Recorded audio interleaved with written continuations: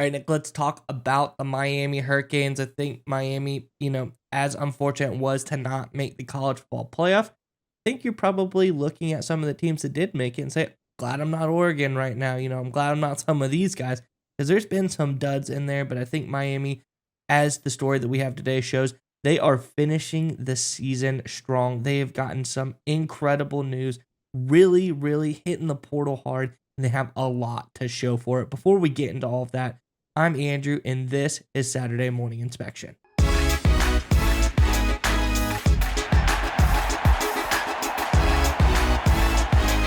And as I alluded to, Miami really has hit the portal hard lately. And if you look at the culmination, the body of work they have produced, it is extremely impressive. They have a lot of top tier guys coming out of there. Let's get into the article and we can talk more about it on the other side. I say article, more like a tweet over on X. And of course, from the great Hayes Fawcett that gives you all of the best recruiting, high school, college news.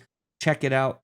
He will never lead you wrong. But let's get into it. It says Miami has gone into the portal and landed elite talent. The Canes have landed 3 top 32 transfers in Ethan O'Connor, 14th national, number 2 cornerback, Charles Brantley, 27th national, number 6 cornerback, and CJ Daniels, 32nd national. He's also a wide receiver. I don't know what he's ranked wide receiver wise at this time. And they also got 3 top 100 transfers. James Brockermeyer, 37th nationally, 5th interior offensive lineman. David Blay, 65th nationally, 3rd defensive lineman in the portal. And Zachariah Poyser, 93rd nationally, 4th safety in the portal. I think these are all really big time recruits, and getting guys so high means they're going to make an impact early on. I think this is big news for the Hurricanes. Before we get to you, Nick, I know you got a couple thoughts on this one.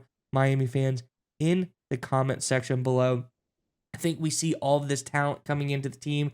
We see all of the recruits coming in. 21 recruits so far coming into Miami in this 21 class. I think it's a lot of reinforcements, but the team, it may still have some holes in it. Where do you think that the coaching staff needs to look next to fill in the remaining holes on this Miami roster for next season? Let us know your thoughts in the comment section below. But nonetheless, Nick, what do you think about this really incredible transfer portal news for Miami?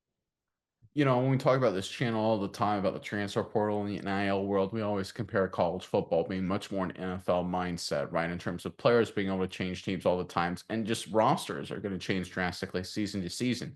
Now, there's some bad with that, obviously, but the good side of it, at least from any of you Miami Hurricanes fans out there, is that you can look at your roster, and if you have a clear weakness, you can address it with an aggressive approach. We obviously saw that last year with the quarterback position for Miami. They went out and got Cam Ward, obviously did great things for them.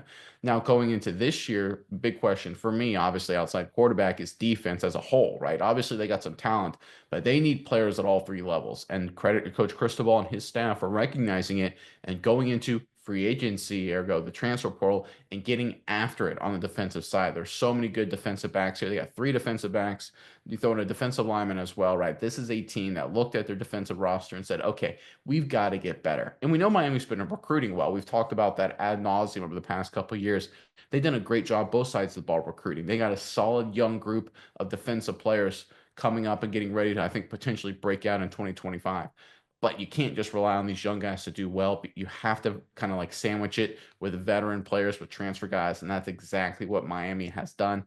I think focusing on the defense, making it a key point of emphasis is absolutely the right move to make by Cristobal and company. Because look, if they had even a average defense, I know that statistically they weren't the worst in college football, but if they had just an average defense, they didn't give up a lot of issues like they did against like Syracuse, they would have been in the playoff, right? And who knows what would have happened.